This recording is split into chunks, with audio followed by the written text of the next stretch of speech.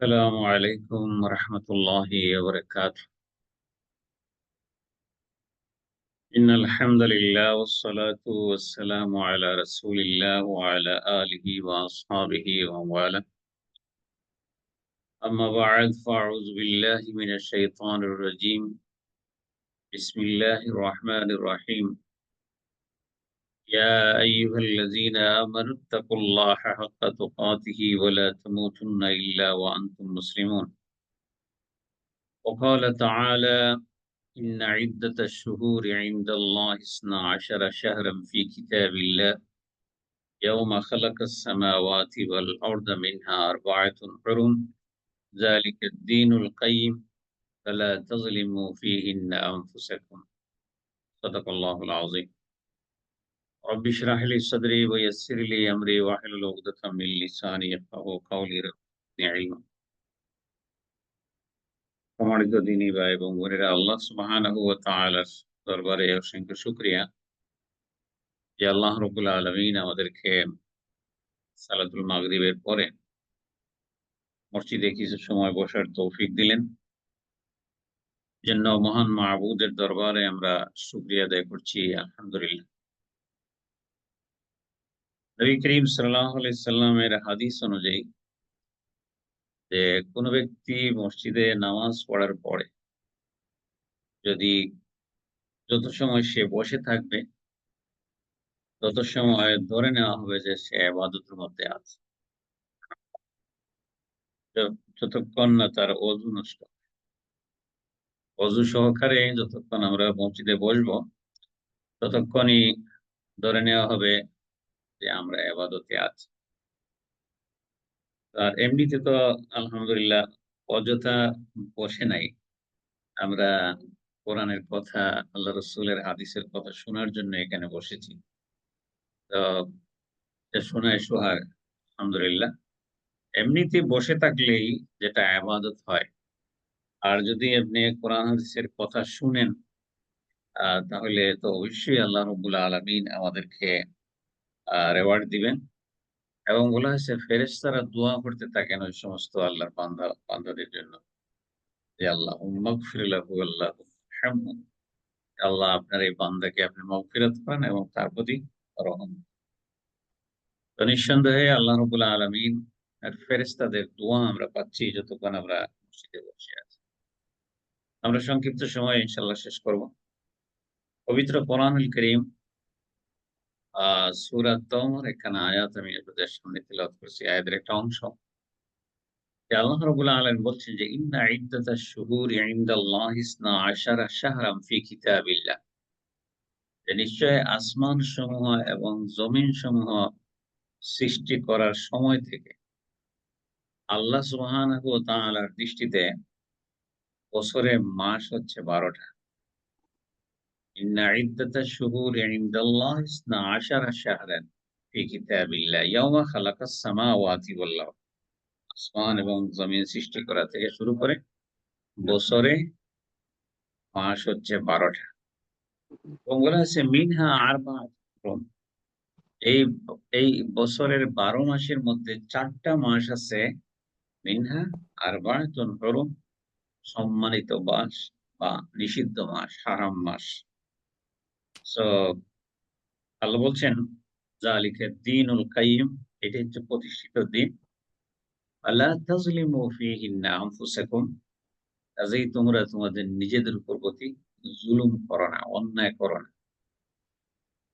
অন্যায় কাজ সবসময় অন্যায়, কিন্তু আল্লাহ রাব্বুল আলামিন বলছেন যে বিশেষ করে স্পেশালি এই 4টা মাস, এই 4 মাসে তোমরা ঝগড়া বিবাদ, ফাসাদ, মারামারি, খুনাখুনি, যাবতীয় যত পাপ কাজ আছে, যত জুলুম আছে, এগুলোর থেকে তোমরা নিজেকে সেভ করো। একবারে জাহিলিয়ার যুগ থেকে আমরা দেখে আসছি, ইতিহাস থেকে দেখা যায় যে জাহিলি যুগে আইয়ামে জাহিলিয়াতের আমলেও এই 4টা মাসকে খুব গুরুত্ব দেওয়া হইত।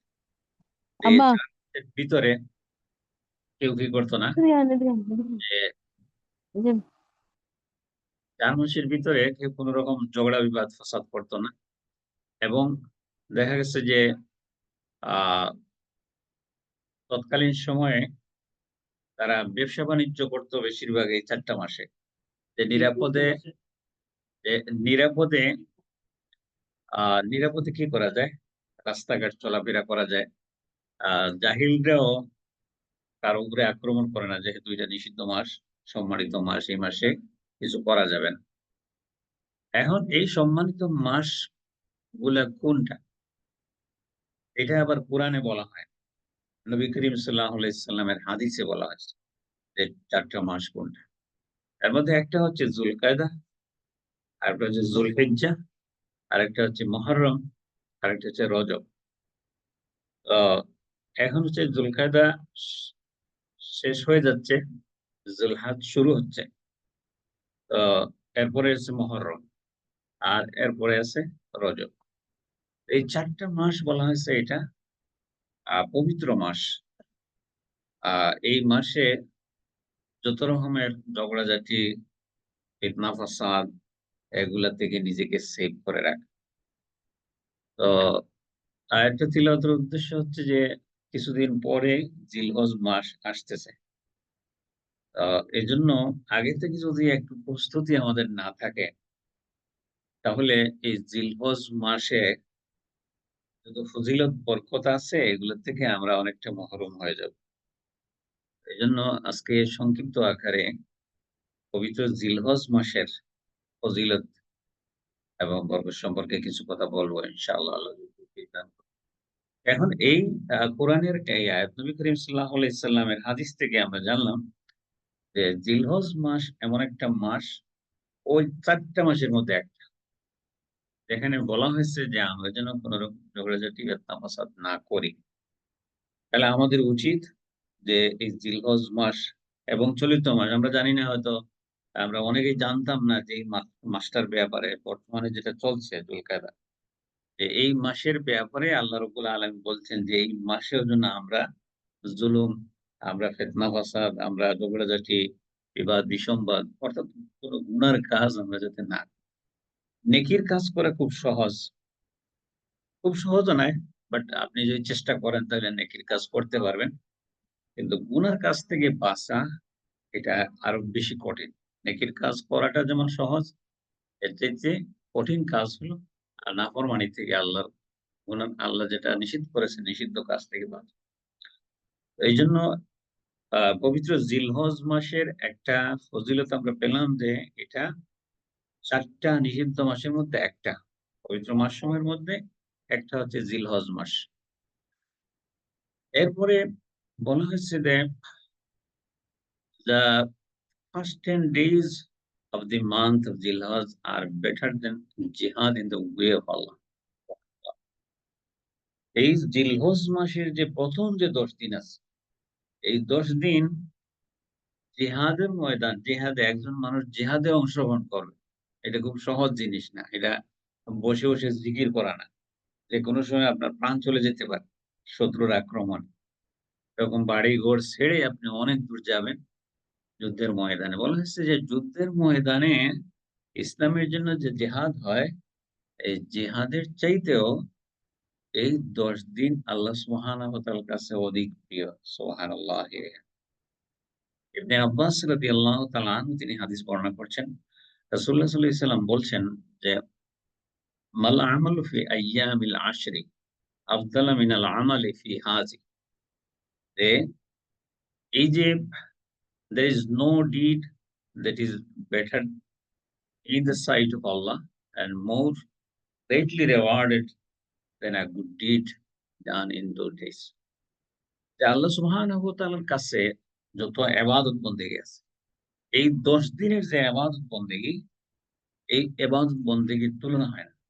যে এটা এত উত্তম যে আপনি যে আমল করবেন অন্য দিনের আমলে, আর এই জিলহজ মাসের শেষ ১০ দিনের আমল, এটা আল্লাহ সুবহানাহু ওয়া তাআলার কাছে খুবই প্রিয়। সাহাবায়ে কেরাম প্রশ্ন করলেন, ইয়া রাসূলুল্লাহ, ক্বালু ওয়ালাল জিহাদ ইয়া রাসূলুল্লাহ।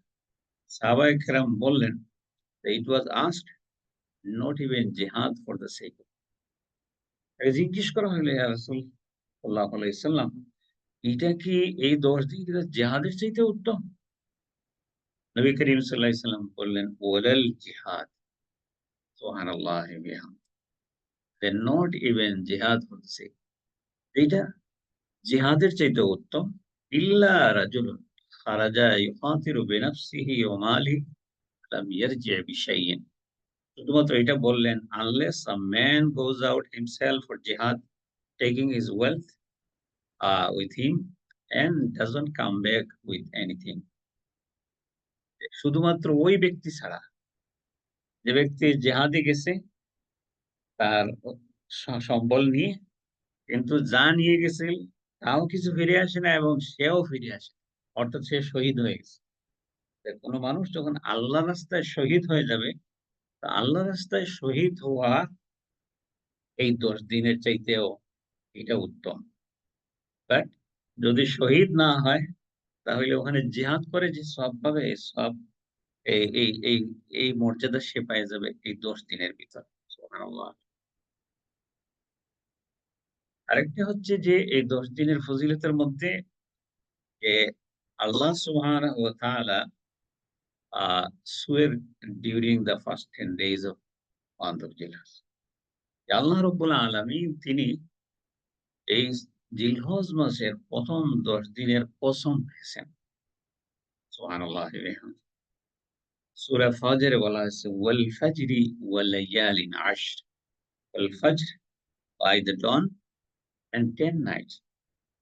আল্লাহ রাব্বুল আলামিন কসম খাইলেন ফজরের সময় প্রভাতের, আর কসম খাইলেন ১০ রাতের। রাত বলা হয়েছে এখানে। লায়ালিন আশর, যে ১০ রাতের। এই ১০ রাতের ব্যাপারে ইবনে আব্বাস রাদিয়াল্লাহু তাআলা আনহু, ইবনে জুবাইর সহ আরো আর্লিয়ার স্কলার এবং আ সব স্কলাররা এই ব্যাপারে মতামত দিয়েছেন, যে তিনি বলছেন যে the earlier and later generation said that this is refers to the first 10 days of যে এই যে 10 নাইট বলা হয়েছে, ও লাইয়াল, লাইলুন থেকে লায়াল। তো এই যে আল্লাহ রাব্বুল আলামিন বলছেন যে, আল্লাহ কসম খেয়েছেন ১০ রাতে, এই ১০ রাত বলতে এই ১০ দিনকে বোঝানো হয়েছে। এবং ইবনে কাসির রাহিমাহুল্লাহ তিনি তার তাফসীরে ইবনে কাসিরে বলেছেন যে this is the correct opinion. এইটাই সঠিক কথা যে এই ১০ দিন, ১০ রাত বলতে ১০ দিনকে বোঝানো হয়েছে। তাইলে এটা আমরা আরেকটা ফজিলত আমরা এখানে পেলাম, যে আল্লাহ রাব্বুল আলামিন এই জিলহজ মাসের ১ম ১০ দিনের কসম খেয়েছেন। এরপরে এটার আরেকটি ফজিলত হচ্ছে যে আল্লাহ has completed the religion of Islam during one of the 10 days of Dhul-Hijjah. সুবহানাল্লাহ। এই ১০ দিনের ভিতরে এমন একটা দিন আছে যেদিন আল্লাহ রাব্বুল আলামিন আমাদের এই রিলিজিয়নকে, আমাদের এই দ্বীন ইসলামকে পরিপূর্ণ করে দিয়েছেন বলে ঘোষণা দিয়েছেন। সুবহানাল্লাহ। কোরআন কারীমে আল্লাহ রাব্বুল আলামিন বলছেন যে আল-ইয়াওমা আকমালতু লাকুম দীনাকুম। This day I have perfected for you your religion.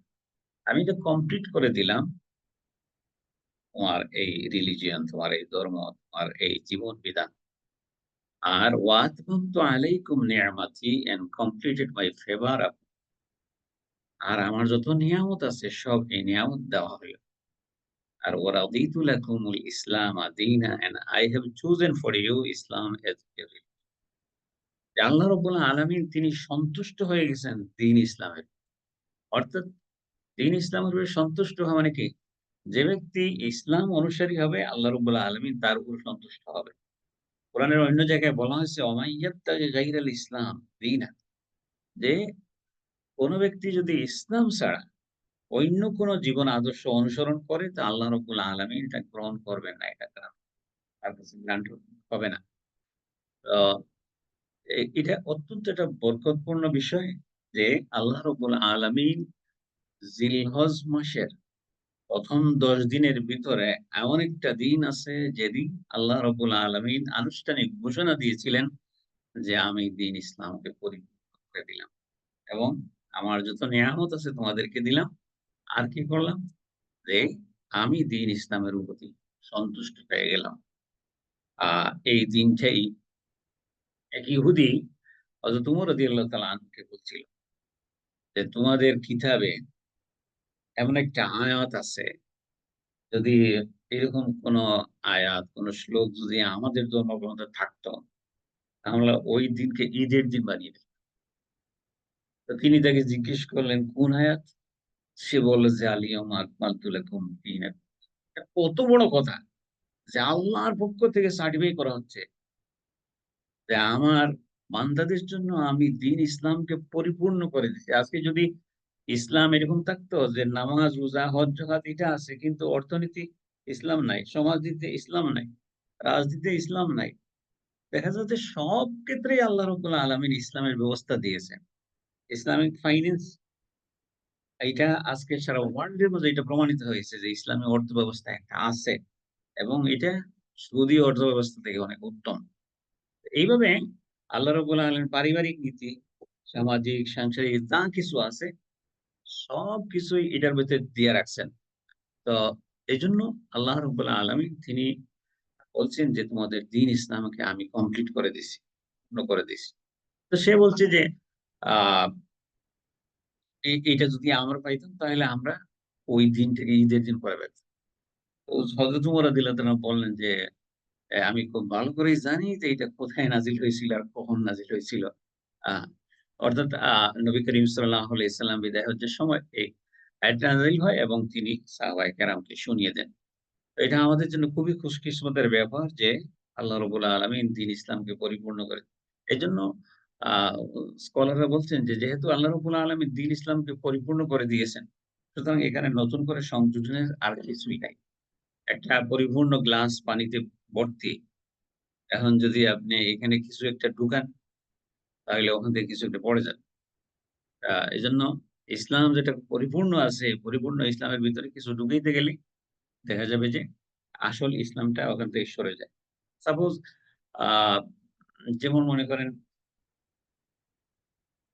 বুজুর্গানদের বা মুরব্বিদেরকে প্রায় পায়ে ধরে সালাম যেটা বলে আরকি আমাদের দেশে। আ আরবি পরিবেশ হচ্ছে কদমবুসি। তো এই পায়ে হাত দিয়ে সালাম যেটা, ওটা ইসলামে নাই। কিন্তু যখন দেখা গেল যে আপনি পায়ে হাত দিয়ে কেউ পায়ে হাত দিয়ে বলে নাকি আসসালামু আলাইকুম। এরকম করে আর উনি বললেন, "হইছে, হইছে। থাক, থাক।" এটা এটার জবাব আরকি। হ্যাঁ? অথচ এখানে আসসালামু আলাইকুম কত সুন্দর কথা। যে আপনার উপর শান্তি বর্ষিত হোক। তিনি এটা রিটার্ন করলেন। ওয়ালাইকুম আসসালাম ওয়া রাহমাতুল্লাহ। যে আপনার উপর শান্তি এবং আল্লাহর রহমত বর্ষিত হোক। এটা একটা দোয়া। তো যখনই আপনি সঠিক ইসলামের জায়গায় অন্য কিছু ঢুকাইবেন, তো আসল ইসলামটা দূরে সরে যায়। রিসেন্টলি আমি দেখেছি আ এক বুজুর্গ তিনি আম এক বিশাল তিনি আ আ একটা বক্তব্য তিনি বলছেন আ বলিষ্ঠ হয়ে যে কোথাও গেলে হাঁটা যায় না। আ সবাই খালি পায়ে ধরতে চায়। আ এটা তো ফরজ ওয়াজিব কিছু না।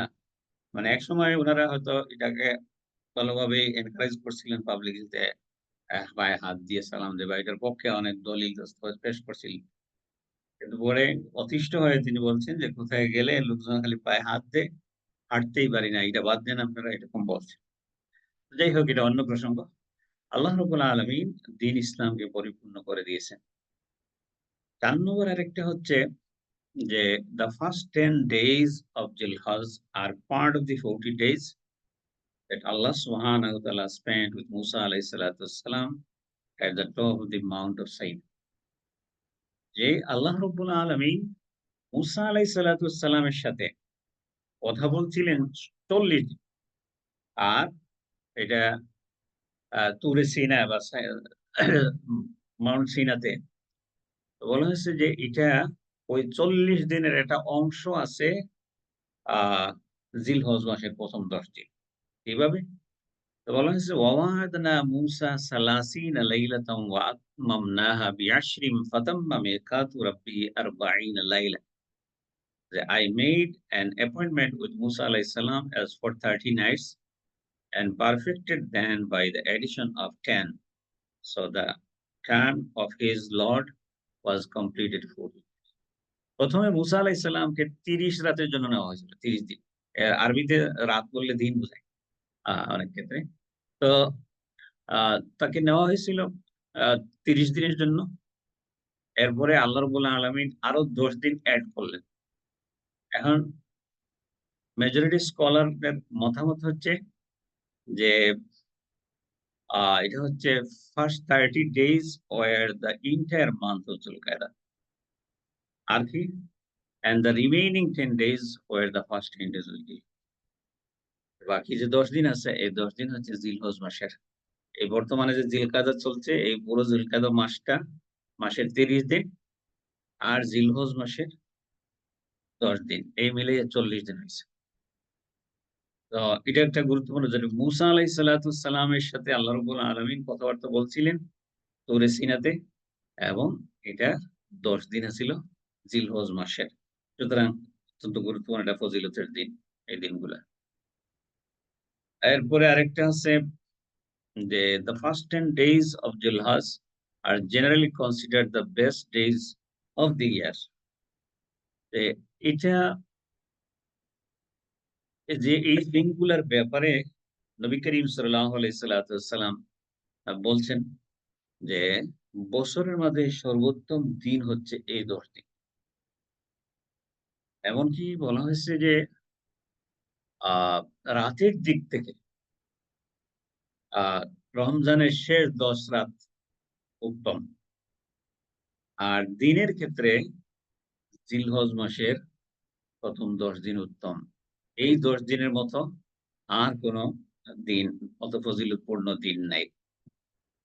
তো এখানে নবী করিম সাল্লাল্লাহু আলাইহি সাল্লাম বলছেন, "মা মিন আমালিন আযকা ইনদাল্লাহি আযজা ওয়া জাল।" এমন কোন ইবাদত নাই যে এই ১০ দিনের ভিতর যারা করবে যে আল্লাহ সুবহানাহু ওয়া তাআলার কাছে কি প্রিয় এটা।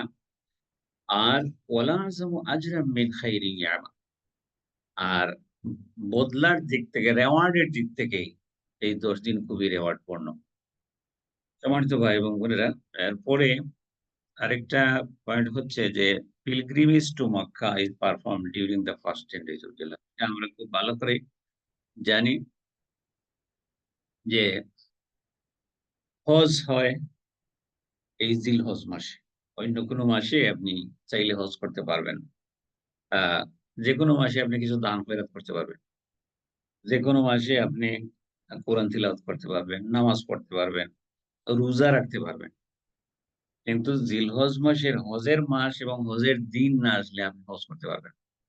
এবং এত বড় হজ মানে এত ফজিলতপূর্ণ হজ, আল্লাহ রাসূল কি বলছেন? মান হাজ্জা লিল্লাহি ফালাম ইয়ারফুস ওয়া লাম ইয়াফসুক রাজা'a কাইয়াউমিন ওয়ালাদাতহু রাসূলুল্লাহ সাল্লাল্লাহু আলাইহি ওয়াসাল্লাম whoever perform hajj without injustice, sin and immodest work and he will return sinless and newborn baby। সুবহানাল্লাহি ওয়া বিহামদিহি। এমন একটি ইবাদত আল্লাহ রাব্বুল আলামিন রাখছেন, কিছু শর্ত দিছেন যে এই শর্তগুলো যদি কেউ ফিল আপ করে, হজ করে আসে, তাকে হজ্জে মবরুর বলা হয়। যে হজ্জে মবরুর যদি কারো নসিব হয়, তাহলে সে তার বাড়িতে ফিরে আসবে যেন মায়ের ঘর থেকে নতুনভাবে জন্ম। সুবহানাল্লাহি ওয়া বিহামদিহি। অন্য কোনো ইবাদতে এরকম বলা হয় নাই। যে এই হজের ব্যাপারে আল্লাহ রাব্বুল আলামিন বলছেন। আর এই হজটাই হচ্ছে জিলহজ মাসের ১০ দিনের ভিতরে। সুবহানাল্লাহি। ৮ তারিখ থেকে নিয়ে আ আর ১০ তারিখ পর্যন্ত। আর ওইদিকে আরো ২ দিন কঙ্কর মারতে হয়। তো এই ৫ দিন মোটামুটি হজের মূল আনুষ্ঠানিকতা করতে হয়। তো এখানে কি বলা হয়েছে যে, "মান হাজ্জা লিল্লাহি ফালাম ইয়ারফুস ওয়ালাম ইয়াফসুক।"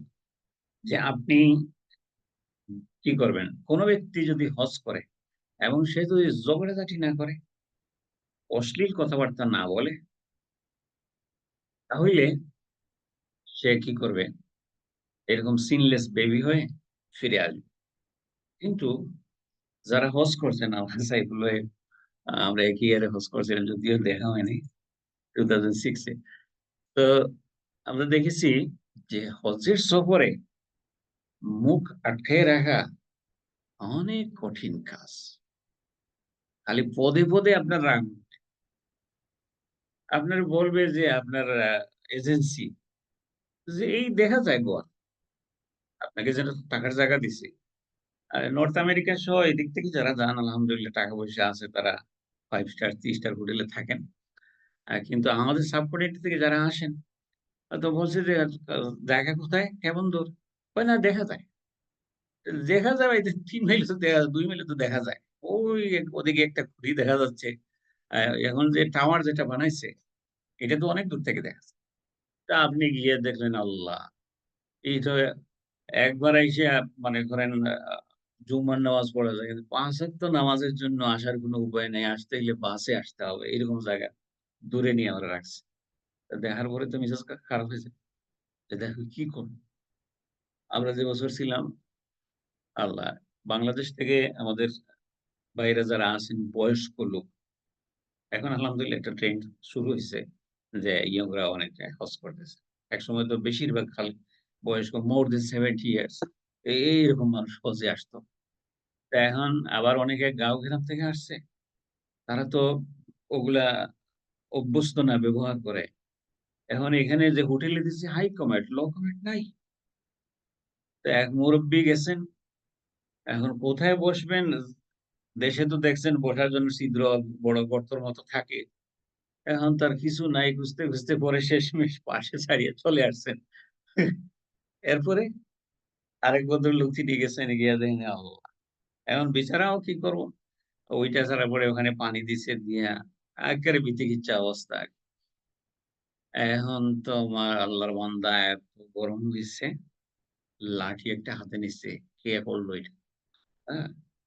আমরা অনেকক্ষণ তাকে বুঝাইলাম। যত বুঝাই সে আরো চেতে ওঠে। আর রাগ এত উঠছে এমনি সারা শরীর তার কাঁপা শুরু হইছে। তো লোকজন আইসা আমার বলছে, "ইমাম সাহেব উনারে একটু বুঝান।" আমি বলছি, "ভাই বুঝাই তো আর মুসিবতে পড়ছি। যত বুঝাই সে আরো গরম হয়।" কই আমাকে কোথায় রাখছস? আ আমার আমার যে গাভী আছে ওই গাভীটাই তো এরকম জায়গায় থাকে না। আ বলে সে চিৎকার শুরু করছে। এখন ওই হাদিস কি বলছে? আপনি যদি অশ্লীল কথা না বলেন, আপনি যদি ধৈর্য ধরতে পারেন, ঝগড়াঝাটি না করেন, তাহলে আপনি সিনলেস বেবি হয়ে ফিরে আসবেন। আর ওখানে যদি ঝগড়াঝাটি শুরু করেন, তাহলে হজ তো হজের জায়গায় থাকবে। আপনি টাকা পয়সা খরচ করে চলে আসেন। তো যাই হোক হজের বিষয়ে আমরা অন্য একদিন কথা বলব। যারা হজ করতে চান, কোন কাজটাকে আপনি অগ্রাধিকার দিবেন, কোনটার ভিত্তিতে কি করবেন। তো যাই হোক আল্লাহ সুবহানাহু ওয়া তাআলা তিনি বলছেন যে হ্যাঁ, আল্লাহ রাসূল সাল্লাল্লাহু আলাইহি সাল্লাম বলছেন যে হজের ফজিলতটা এরকম যে আপনি যদি ঝগড়াঝাটি না করে খুব সুন্দরভাবে হজ করে আসতে পারেন, তাহলে আল্লাহ রাব্বুল আলামিন আপনাকে গুনাহ মাফ করে দিবেন। আর এটা হচ্ছে জিলহজ মাসের ১ম ১০ দিনের একদিন মানে কয়েকদিন এবং ওই ১০ দিনের ভিতরেই। আরেকটা হচ্ছে যে the day of Arafah is one of the first 10 days of the যে আল্লাহ সুবহানাহু ওয়া তাআলা যে হজের দিন যেটাকে আমরা ডে অফ আরাফা বলে, আরাফার দিন। আরাফার দিন হচ্ছে মূল হজ। তো এই আরাফার দিন হচ্ছে এই ১০ দিনের ভিতরে একদিন। এবং নবী করিম সাল্লাল্লাহু আলাইহি সাল্লাম বলছেন যে আল্লাহ সুবহানাহু ওয়া তাআলা তিনি মা মিন ইয়াউমিন আকসারা মিন আন ইউতিকা আল্লাহু ফিহি আবদান মিনান নার মিন ইয়াউমি আরাফা। এমন কোন এত সংখ্যক মানুষকে আল্লাহ রাব্বুল আলামিন আরাফার দিনে মাফ করে দেন যে এটা আর অন্য কোন দিন করেন। মানে অন্য কোন দিন এত মানুষকে জাহান্নাম থেকে নাজাত দেন না, মাফ করে দেন না। তো ওখানে যারা যায় আল্লাহর দরবারে কান্নাকাটি করে, হ্যাঁ? আল্লাহ রাসূল বলছেন যে আ আরাফার দিনে শয়তানকে রাগে গুছায় চুল ছিঁড়তে দেখা গেছে। যে সে মানে হাউমাউ করে কান্নাকাটি করতেছে। সর্বনাশ! সারা বছরে কাজ করলাম কি? আল্লাহর ঘোষণায় সে এখানে দোয়া করে মাফ করে চলে যাচ্ছে। কারণ এত মানুষকে আল্লাহ মাফ করতেছেন যে মানুষের এটা হিসাব নাই। বেহিসাব আল্লাহ রাব্বুল আলামিন ক্ষমা করে দিচ্ছেন। এই কারণে এই দিনটা আরাফার দিন এবং আরাফার দিনে আল্লাহ রাব্বুল আলামিন এভাবেই অ্যা মাফ করে দেন মানুষকে। সো এই আরাফার দিনটা হচ্ছে এই রমজান মানে জিলহজ মাসের ১ম ১০ দিনের ভিতরে একদিন। আর আমরা আমল আখলাকের ব্যাপারে মানে এই ১০ দিনের ভিতরে কি আমল করবেন এই বিষয়গুলো ইনশাআল্লাহ আমরা আগামী ক্লাসে বা আগামী লেকচারে বলব ইনশাআল্লাহ। আজকে আমরা এখানে শেষ করতে চাই। সংক্ষেপে এতটুকু বলব যে আরাফা রোজার একটা ফজিলত বলে শেষ করতেছি। আবি কাতাদার আনসারী রাদিয়াল্লাহু তাআলা আনহু আন্না রাসূলুল্লাহ সাল্লাল্লাহু আলাইহি ওয়াসাল্লাম সুইলা আন সাওমি ইয়াউমি আরাফা। কাতাদা তিনি বলছেন, কাতাদা রাদিয়াল্লাহু তাআলা আনহু, যে রাসূলুল্লাহ সাল্লাল্লাহু আলাইহি সাল্লাতুসাল্লামকে জিজ্ঞেস করা হইল যে a fasting on the day of Arafah. Day of Arafah রোজার ব্যাপারে আল্লাহ রাসূলকে জিজ্ঞেস করা হইল। নবী করিম সাল্লাল্লাহু আলাইহি সাল্লাম বললেন, fasting on the day of Arafah is expiation for the for him sin next year, last year. সুবহানাল্লাহ। একটা রোজা, আরাফার রোজা যে ব্যক্তি রাখবে, আল্লাহ রাব্বুল আলামিন তার পিছনের ১ বছরের গুনাহ এবং আগামী বছর তার করে নাই এখনো করবে, ঐরকম ১ বছরের গুনাহ আল্লাহ মাফ করে দিবেন। সুবহানাল্লাহ। আমরা দেখি সব রাত রোজা রাখার জন্য আমরা বেকরার। আ তো কবে নামাজ, কবে রোজা এগুলা নিয়ে আমরা অনেক পেরেশানি থাকি। কিন্তু দেখা যাচ্ছে আমরা অনেকে আরাফার রোজা রাখি না। আরাফার রোজাটা এত ফজিলতপূর্ণ যে আল্লাহ রাব্বুল আলামিন ২ বছরের গুনাহ মাফ করে দিবেন। তো এইজন্য আমাদেরকে একটা প্রস্তুতি নিয়ে রাখতে হবে যাতে আরাফার রোজাটা আমরা মিস না করি। আ ইনশাআল্লাহ। এছাড়াও আ আরো অনেক ইবাদত বন্দেগী আছে। আরেকটা হচ্ছে আ ফজিলতপূর্ণ, সেটা হচ্ছে যে 10th day of Zilhaj is called ইয়াউমুন Nahar বা ঈদুল আযহা। এই ১০ দিনের ভিতরে একদিন হচ্ছে ঈদুল আযহা। এই ঈদুল আযহাতে কুরবানি আছে। কোরবানির অনেক ফজিলত আছে। ইনশাআল্লাহ আমরা আগামী লেকচারে এই বিষয়ে কিছু কথা বলব। আজকে আমরা যতটুকু জানলাম যে আ জিলহজ মাসের ১ম ১০ দিনের যে ফজিলত, এত যে ফজিলতগুলা সংক্ষেপে আমরা সামারি করে নেই। একটা হচ্ছে যে সম্মানিত মাসসমূহের মধ্যে একটা মাস হচ্ছে জিলহজ মাস। এছাড়া আরেকটা হচ্ছে যে আল্লাহ সুবহানাহু ওয়া তাআলা এই এই আ জিলহজ মাসের ১ম ১০ দিনের কসম খাইছেন, কোরআনে আছে। সূরা ফাজরে। ৩ নম্বর আরেকটা হচ্ছে যে আল্লাহ রাব্বুল আলামিন এই দ্বীন ইসলামকে পরিপূর্ণ করে দিয়েছেন যেদিন ওই ১০ দিনের ভিতরে একদিন। সুবহানাল্লাহ। আরেকটা হচ্ছে যে আল্লাহ রাব্বুল আলামিন মুসা আলাইহিস সালামের সাথে কথা বলেছেন পুরে সিনাতে ৪০ দিন। এর মধ্যে ১০ দিন হচ্ছে এই জিলহজ মাসের ১ম ১০ দিন। আরেকটা হচ্ছে যে এই ১০ দিনের এবাদত আল্লাহ সুবহানাহু ওয়া তাআলার কাছে এত গুরুত্বপূর্ণ যে অন্য কোন দিন এত মর্যাদাপূর্ণ। এই দিনে যেভাবে ইবাদত করলে আ আপনার কি হয়, আ আল্লাহর কাছে রেওয়ার্ড পাবেন। অন্য কোন দিন ইবাদত বন্দেগীতে এরকম রেওয়ার্ড। সো এটা খুবই গুরুত্বপূর্ণ। এজন্য বলা হয়েছে যে এই ১ম ১০ দিনে বেশি রোজা রাখা, নফল ইবাদত বন্দেগী করা আল্লাহ সুবহানাহু ওয়া তাআলার কাছে। আরেকটা হচ্ছে যে এই ১০ দিনের ভিতরে ১ দিন, ১০ দিনের ভিতরেই হচ্ছে আমাদের হজ। যে হজের ব্যাপারে বলা হয়েছে যে সঠিকভাবে হজ করে আসতে পারলে আপনি একেবারে সিনলেস বেবি হয়ে যাবেন। সুবহানাল্লাহি ওয়া বিহামদিহি। আরেকটা হচ্ছে যে এই ১০ দিনের ভিতরে একটা দিন আছে আরাফার দিন। যে আরাফার দিনে আল্লাহ রাব্বুল আলামিন এত অসংখ্য মানুষকে মাফ করে দেন, যেটা অন্য কোন দিন দেন না। আর আরাফার রোজার ব্যাপারে বলা হয়েছে কি? যে আপনি যদি রোজা রাখেন ঐদিন, তাহলে আপনার আগের এবং পরের ১ বছরের গুনাহ আল্লাহ রাব্বুল আলামিন মাফ করে দিবেন।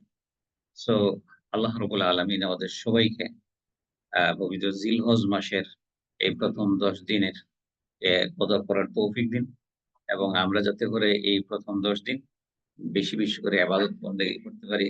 আগে থেকেই আমরা একটা প্ল্যান নেই যাতে এই ১০ দিনের আমাদের ব্যস্ততা যেন একটু কম থাকে। আমরা যেন বেশি রোজা রাখতে পারি। আমরা বেশি নফল ইবাদত বন্দেগী করতে পারি। দান সদকা করতে পারি এবং আমরা যাতে করে সবচেয়ে বড় কথা হচ্ছে গুনার কাছ থেকে যাতে বাঁচতে। আল্লাহ রাব্বুল আলামিন আলাদাভাবে বলছেন, "ফালা তাজলিমু ফিহিন্না আনফুসাকুম।" খবরদার এই দিনগুলোর ভিতরে তোমরা কোন রকম জুলুম করো না। তোমরা নিজেরা কোন খারাপ কাজে জড়িও না। তো আমরা চেষ্টা করব যাতে করে আমরা এই ১০ দিন অন্ততপক্ষে আমরা যেন কোন গুনার কাজে না জড়াই। আ সবর করি, যেমন এই যে হজে যাওয়ার পরে যেরকম সবর করার আগে ধৈর্য ধরা লাগে। ১০ দিন যদি এরকম একটা অভ্যাস করেন, পরে দেখবেন ওই ১০ দিন আরো ১০ দিন গিয়ে আপনি পার করতে পারতেছেন। আস্তে আমাদের অভ্যাস বদলে যাবে যে আমরা ভালো পথে যাব। আল্লাহ রাব্বুল আলামিন আমাদেরকে যাবতীয় গুনাহ থেকে হেফাজত করুন। আমরা সবাই বলি আমিন। ওয়া আখিরু দাওয়ানা আলহামদুলিল্লাহি রাব্বিল আলামিন। সুবহানাকাল্লাহুম্মা ওয়া বিহামদিক আশহাদু আল লা ইলাহা ইল্লা আনতা আস্তাগফিরুকা ওয়া আতুবু ইলাইক। আসসালামু আলাইকুম ওয়া রাহমাতুল্লাহি